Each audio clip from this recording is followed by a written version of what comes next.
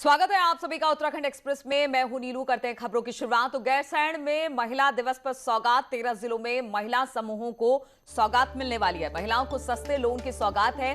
करीब 10,000 महिलाओं को ये लोन मिलने वाला है। महिला दिवस पर सरकार की ये सौगात महिलाओं के लिए बेहद फायदेमंद। तो गैरसैंण से खबर, जहां पर महिला दिवस पर सौगात मिलने वाली है। करीब 13 जिलों की महिला समूहों को यह सौगात मिलेगी। महिलाओं को सस्ते लोन की सौगात है। करीब 10,000 महिलाओं को लोन मिलने वाला है और महिला दिवस पर सरकार की तरफ से महिलाओं को ये बेहतरीन सौगात।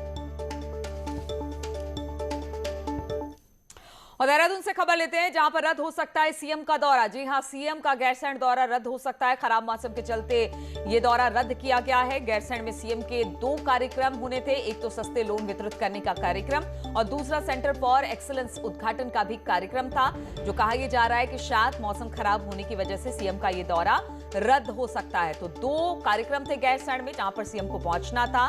गैरसैंण में सीएम के 2 कार्यक्रम, जिसमें एक तो सस्ता लोन महिलाओं को वितरित करने का कार्यक्रम था और दूसरा सेंटर फॉर एक्सीलेंस उद्घाटन का भी कार्यक्रम रखा गया था। लेकिन बताया जा रहा है कि खराब मौसम के चलते उनका ये दौरा रद्द हो सकता है। दीपांकर भट्ट इस वक्त देहरादून से हमारे साथ जुड़ गए हैं। दीपांकर, एक तो महिलाओं के लिए आज बड़ी खबर है, सस्ता लोन उन्हें मिलेगा और ये उत्तराखंड सरकार की तरफ से एक सौगात। और दूसरी खबर यह भी मिल रही है कि खराब मौसम के चलते शायद इस कार्यक्रम में ना पहुंच पाए मुख्यमंत्री गैरसैंण। क्या खबर? बिल्कुल नीलू, अंतर्राष्ट्रीय महिला दिवस पर लगभग 10,000 महिलाओं को ये जो 5 लाख का लोन बिना ब्याज का है, जो महिलाएं कुटीर उद्योग चलाती हैं या फिर जो उनको स्वयं सहायता समूह है यानी सेल्फ हेल्प ग्रुप्स हैं, तो उनको ये बड़ी मदद होगी। इससे पहले 25,000 किसानों को बड़ा कार्यक्रम देहरादून में किया गया था और सभी डिस्ट्रिक्ट में किया गया था, विधानसभाओं में किया गया था।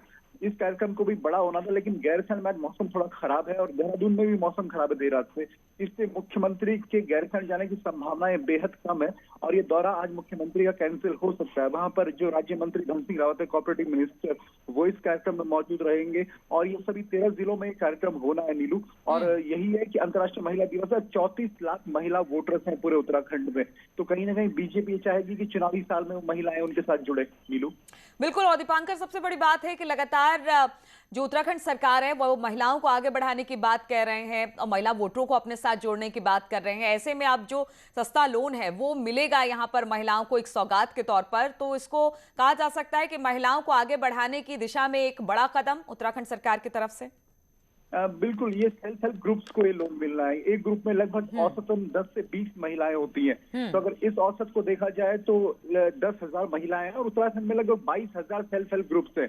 तो 22,000 सेल्फ हेल्प ग्रुप्स का मतलब हुआ कि लगभग 22.5 लाख के 23 लाख महिलाएं इन ग्रुप से जुड़ी हुई है। और अगर केरल की तुलना में की जाए तो केरल में लगभग 45,000 ऐसे सेल्फ हेल्प ग्रुप्स हैं, जिसमें 4.5 लाख महिलाएं जुड़ी हुई हैं। तो इससे पहले केरल के राज्यपाल जब उत्तराखंड के दौरे पर आए थे तो उन्होंने अनौपचारिक तौर पर यह बात कही थी कि इस दिशा में एक बड़ा काम उत्तराखंड में हो रहा है। अब देखना ही होगा कि महिलाएं कितना इस बात को समझती हैं और क्या ये बात वोट में तब्दील होती है या बीजेपी का महिलाएं जुड़ती हैं, ये 2022 का इलेक्शन बताएगा। चलिए दीपांकर, बहुत बहुत शुक्रिया आपका हमारे साथ जुड़ने के लिए। तो 13 समूहों जिलों में महिला समूहों को सौगात मिलने वाली है। यहाँ पर उन्हें सस्ता लोन मिलने वाला है और कहीं ना कहीं महिला वोटरों को जोड़ने की भी उत्तराखंड सरकार की कोशिश। और उत्तराखंड की राज्यपाल बेबी रानी मौर्य ने महिला दिवस के मौके पर न्यूज 18 से खास बातचीत की। उन्होंने अपनी जिंदगी के उन अनछुए पहलुओं को भी हमसे साझा किया जो अब तक कैमरे के सामने नहीं आ पाए थे। साथ ही राजनीति में आने से पहले उनकी जिंदगी कैसी थी और वो महिला दिवस के मौके पर महिलाओं का खास उन्होंने संदेश भी दिया है। राज्यपाल बेबी रानी मौर्य से खास बातचीत की हमारी संवाददाता भारती सकलानी ने। देश के उच्च पदों पर आज महिला काबिज हैं और कोई ऐसी फील्ड नहीं है जहां पर उन्होंने अपना डंका न बजाया हो। इस महिला दिवस पर आज हम आपको मिलवाने जा रहे हैं एक ऐसी ही शख्सियत से जिन्होंने उत्तराखंड के संवैधानिक पद पर काबिज होकर कई सामाजिक कार्य भी किए हैं और अपनी जिम्मेदारियों का वो बखूबी निर्वहन भी कर रही हैं।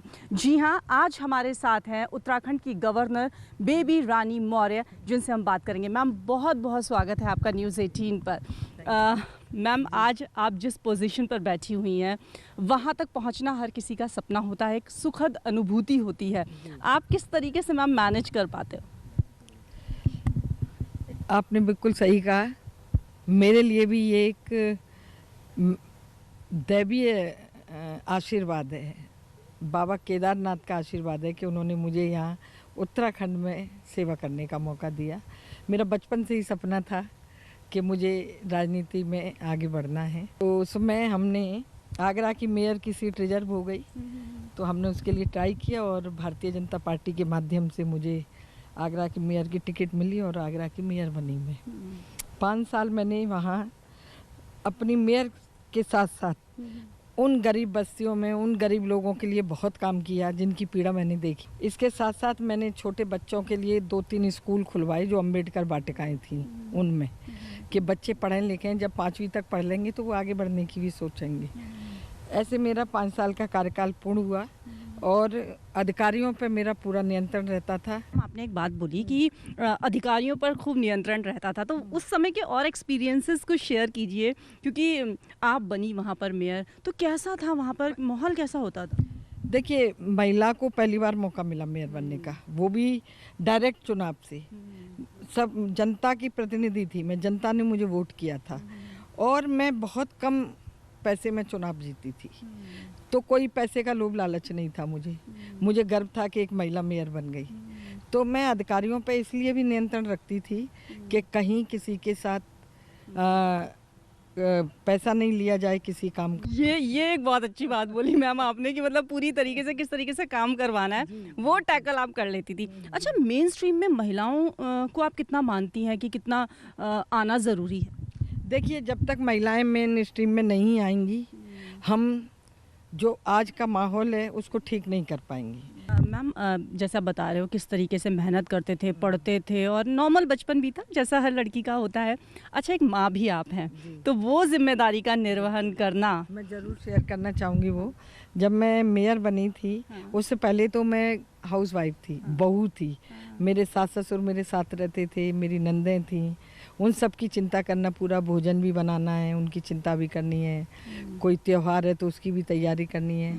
जब मैं मेयर बनी तो मेरे बच्चे बहुत छोटे थे, बेटी 3rd में थी, बेटा 5th में था, तो वो उनके दादी बाबा देखते थे फिर, तो वो उन्हें संभालते थे।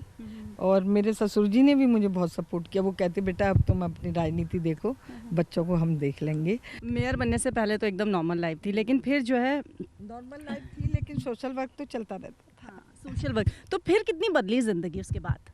उसके बाद तो बहुत ज़िंदगी बदल गई, बहुत ज़्यादा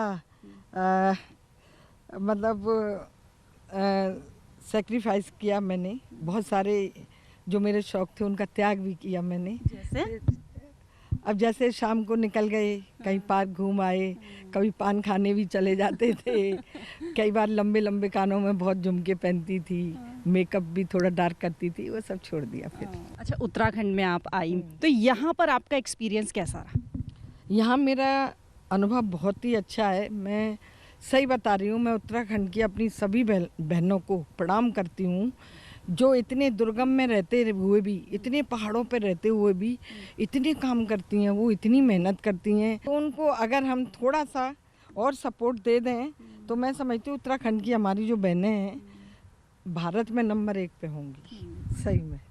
आप भी यहाँ पे कई सामाजिक कार्यों में संलिप्त रहती हैं और कई आप भागीदारी निभाती रहती हैं, जो कि आपका शौक भी था और आप करती भी रही हैं। तो यहाँ पर आपको क्या लग रहा है, यहाँ पर और क्या कुछ किया जा सकता है, कैसे यहाँ की महिलाओं को हम आगे बढ़ा सकते हैं? यहाँ मैं पूरा उत्तराखंड घूम चुकी हूँ, यहाँ के 13 ज़िले हैं सारे घूम चुकी हूँ। जो पूरा उत्तराखंड हमारा, पूरा नहीं तो 90% तो हिमालय से आच्छादित है ही। यहाँ योग की, आध्यात्मिकता की, आयुर्वेदिक की, हम इन दो तीन चीज़ों को ही आगे बढ़ा दें तो भी मैं समझती हूँ कि उत्तराखंड भी उसमें भी नंबर 1 पे रहेगा। अच्छा, विमेंस डे है, तो विमेंस डे को लेकर आप किस तरीके से महिलाओं को यहाँ पर मोटिवेट करना चाहेंगी, क्या कहना चाहेंगी प्रदेश की महिलाओं को?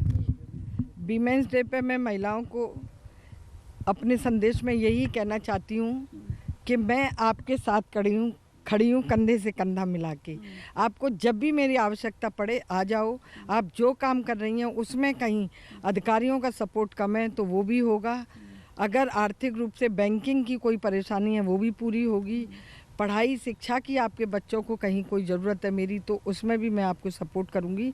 केवल आप मेरे साथ आके खड़े हो जाओ, बहुत बहुत शुक्रिया मैम, हमसे बात करने के लिए, अपने एक्सपीरियंसेस शेयर करने के लिए और बताने के लिए कि कैसा जीवन था और यहाँ की महिलाओं को किस तरीके से मोटिवेट भी आप करिए। बहुत बहुत शुक्रिया हमसे बातचीत करने के लिए। गवर्नर बेबी रानी मौर्य को आप सुन रहे थे, जिन्होंने विमेंस डे पर अपने एक्सपीरियंस हमसे शेयर किए हैं और बताया है कि महिलाओं को किस तरीके से आगे बढ़ना चाहिए, जो उनके सपने हैं उसको पूरा करने के लिए जी जान से जुट जाइए ताकि कल आपका हो। कैमरा पर्सन दीपक उपाध्याय के साथ भारती सकलानी, न्यूज़ 18 देहरादून। और अंतर्राष्ट्रीय महिला दिवस के मौके पर रिलायंस फाउंडेशन की चेयरपर्सन नीता अंबानी ने her circle digital networking platform launch किया है। अंतर्राष्ट्रीय महिला दिवस से एक दिन पहले रिलायंस फाउंडेशन की चेयरपर्सन नीता अंबानी ने हर सर्कल ऐप लॉन्च किया। इस मौके पर उन्होंने कहा कि ये अपनी तरह का पहला डिजिटल नेटवर्किंग प्लेटफॉर्म है, जिसका मकसद महिलाओं के सशक्तिकरण में तेजी लाना है, जिससे उन्हें सहभागिता, जुड़ाव और आपसी सहयोग के लिए एक खुश और सुरक्षित स्थान प्रदान किया जा सके। नीता अंबानी ने कहा, 24/7 ग्लोबल नेटवर्किंग और सहयोग को सक्षम करने वाली डिजिटल क्रांति के साथ ही उनका सर्कल सभी संस्कृतियों, समुदायों और देशों की महिलाओं के विचारों और पहल का स्वागत करता है। I am delighted to invite you to join my Circle of Light. Welcome to hercircle.in, a digital platform for women. Our circle, her circle.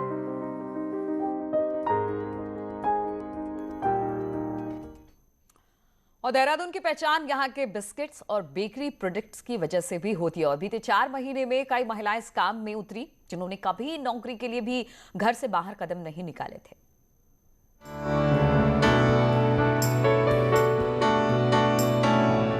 किसी ने सच ही कहा है कि अगर मन में लगन हो तो कोई काम मुश्किल नहीं है। देहरादून की 6 महिलाओं ने वो काम कर दिखाया जो हर किसी के लिए आसान नहीं है।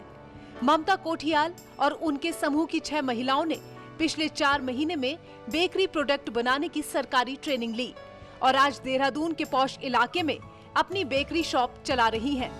पिज्जा, बर्गर, पेटीज के अलावा यहाँ मंडुए के बिस्किट भी बनाए जाते हैं। इसके साथ ही फिटनेस के शौकीन लोगों के लिए एनर्जी पाउडर तक बनाए जाते हैं और ये सब सिर्फ 4 महीने की मेहनत में मुमकिन हुआ है। जो हमारा बेकरी का जो काम है इसे तो हो गया मैं 4 महीने करते करते, और कुछ महिलाएं हमारी मसालों का काम भी कर रही हैं, कुछ हमारी दूध का व्यवसाय भी कर रही हैं कि जैसे घर में गाय रखी किसी ने, दूध का काम भी कर रही हैं और अचार वगैरह घर में बना के अचार का काम भी कर रही हैं। और हमें ऊर्जा पाउडर का काम भी मिल गया। नया काम मैडम ने हमें एक और दे दिया कि ऊर्जा पाउडर तैयार करना है। हम बहुत छोटे से जुड़े, पहले एक समूह से जुड़े थे, समूह से बाद संगठन में आए, संगठन में यहाँ बेकरी तक पहुँच गए हैं और मुझे बहुत अच्छा फील होता है कि हम गांव की महिलाएं और यहाँ तक पहुँच गए और ये सब हमारे स्टाफ की वजह से है। प्रोडक्ट बनाने से लेकर पैकेजिंग तक ये महिलाएं खुद ही सारा काम कर रही हैं। अब ये महिलाएं दूसरों के लिए रोल मॉडल तक बन गई हैं। कि हमारे पास इतनी डिमांड आ रही है कि सर आप हम लोगों को कब ट्रेनिंग स्टार्ट करा रहे हैं, कि आपने महिलाओं इनको तो करा दिया, हम कब करेंगे। तो ये जो है एक रोल मॉडल बनी है महिलाएं हमारी, जो बाहर की जो दूसरी महिलाएं हैं ऐसे चीज़ की, तो उनके लिए एक रोल मॉडल बनी है। और ये बेकरी जो है उत्तराखंड के अंदर, मतलब देहरादून के अंदर जो है काफ़ी हम लोगों ने आज के डेट में हम लोगों ने अपना नेम और फेम हम लोगों ने ले लिया है। सरकारी योजनाओं का अगर सही तरीके से फायदा उठाया जाए तो जिंदगी बदलते देर नहीं लगती और इसी को इन मेहनती महिलाओं ने सच कर दिखाया है। न्यूज़ 18 के लिए देहरादून से भारती सकलानी की रिपोर्ट। और ऋषिकेश एम्स में स्त्री वरदान अभियान कार्यक्रम की शुरुआत की गई। इस कार्यक्रम की थीम थी चुप्पी तोड़ो, स्त्रीत्व से नाता जोड़ो। गंभीर बीमारी से जूझ रही महिलाओं का ऋषिकेश एम्स में मुफ्त इलाज किया जाएगा। दुर्गम इलाकों में ऋषिकेश एम्स के डॉक्टरों के साथ मिलकर वॉलंटियर्स काम करेंगे। कार्यक्रम में राज्यपाल बेबी रानी मौर्य भी मौजूद रहेंगे। के लिए धन्यवाद देना चाहती हूँ कि उन्होंने महिला के एक ऐसे पहलू को छुआ है जिसको वो कभी कहना नहीं चाहती, किसी से बात करना नहीं चाहती, शर्म की वजह से या आर्थिक तंगी के कारण या और कोई वजह हो सकती है। और ब्रेक के बाद अल्मोड़ा से इस वक्त खबर आ रही है, जिले में गुलदार का आतंक है। गुलदार ने रानी खेत में बुजुर्ग को मार डाला है। चमड़ खान इलाके की घटना बताई जा रही है। पुलिस ने शव को कब्जे में लिया है। इलाके में इस वक्त दहशत फैली हुई है। तो गुलदार ने रानी खेत में एक बुजुर्ग महिला पर हमला किया है। चमड़ खान इलाके की घटना है जहां पर पुलिस ने शव को कब्जे में ले लिया है और अब इलाके में इसे लेकर दहशत है।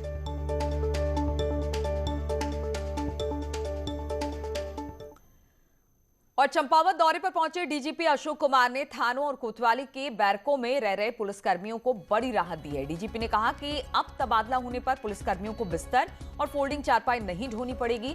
जल्द ही सभी बैरकों में ये सुविधा जवानों को पहले से ही मिलेगी। साथ ही पीएसी के जवानों को भी इस तरह की सुविधाएं मिलने वाली है।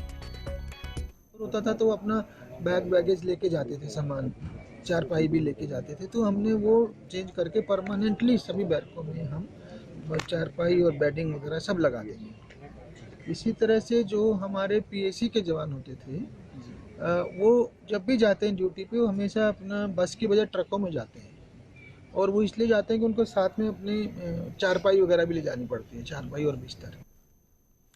और देहरादून से खबर है, यहाँ पर कई इलाकों में बारिश हुई है। कई इलाकों में देर रात बारिश हुई। आज भी कई इलाकों में मौसम सर्द रहने वाला है। वेस्टर्न डिस्टर्बेंस का कई इलाकों में असर दिखाई दे रहा है। तो देहरादून के कई इलाकों में कल बारिश हुई है। आज भी मौसम कुछ इसी तरह का रहने वाला है। वेस्टर्न डिस्टर्बेंस का असर यहाँ पर दिखाई दे रहा है। कई इलाकों में बारिश हुई है और आज भी मौसम कुछ इसी तरह से रहने वाला है। और देहरादून में 41वीं जूनियर नेशनल तीरंदाजी चैंपियनशिप आयोजन आज से शुरू होगा। 16 मार्च तक चलने वाली इस तीरंदाजी चैंपियनशिप में कई राज्यों के 600 से ज्यादा प्रतिभागी भाग लेंगे। सर्वे ऑफ इंडिया ग्राउंड में इस प्रतियोगिता का आयोजन किया जा रहा है। एनटीपीसी लिमिटेड CSR के तहत देश में तीरंदाजी को बढ़ावा देने की दिशा में एक महत्वपूर्ण कदम उठा रहा है। कहा जाए तो आर्चरी की बहुत अच्छी संभावना है। वहीं उत्तरांचल में भी अच्छे खिलाड़ी उभर रहे हैं और अच्छे खिलाड़ी को उभारना ही हमारा काम है। 28 टीमें पहुंची है। 30 में से इंडियन राउंड जो अभी बांस वाला जो इवेंट होता है वो कल और परसों चलेगा, और लगभग 200 प्लेयर लड़के लड़कियां आई हैं और करीब 50 ऑफिशियल हैं। 250 की स्ट्रेंथ हमारे पास है। हरिद्वार में अखाड़ों की पेशवाई का दौर लगातार जारी है। आज मार्च को श्री पंचायती महानिर्वाणी की भव्य पेशवाई निकाली जाएगी। इसे लेकर तैयारियां भी हो चुकी हैं। हरिद्वार के कनखल में बनी छावनी में महानिर्वाणी अखाड़े के साधु संत ठहरे हुए हैं। यहीं से अखाड़े की पेशवाई शुरू होगी और नगर भ्रमण करते हुए अखाड़ों में सभी साधु संत प्रवेश करेंगे। अखाड़ा महानिर्वाणी के इष्ट देवता भगवान कपिल महामुनि जी का नगर भ्रमण कल भगवान दक्षेश्वर महादेव के पवित्र प्रांगण से प्रारंभ होगा। श्री यंत्र मंदिर होते हुए जगजीतपुर से लेकर के देश रक्षक चौराया और कनखल नगर का भ्रमण करते हुए श्री पंचायती अखाड़ा महानिर्वाणी की शुभ पेशवाई जो है नागा सन्यासी और आचार्य महामंडलेश्वरों सहित समस्त भक्तों सहित जो है सामने। तो इन तमाम खबरों के साथ इस बुलेटिन में फिलहाल इतना ही। रुकेंगे छोटे से ब्रेक के लिए, लेकिन ब्रेक के बाद भी लगातार खबरों का सिलसिला जारी है।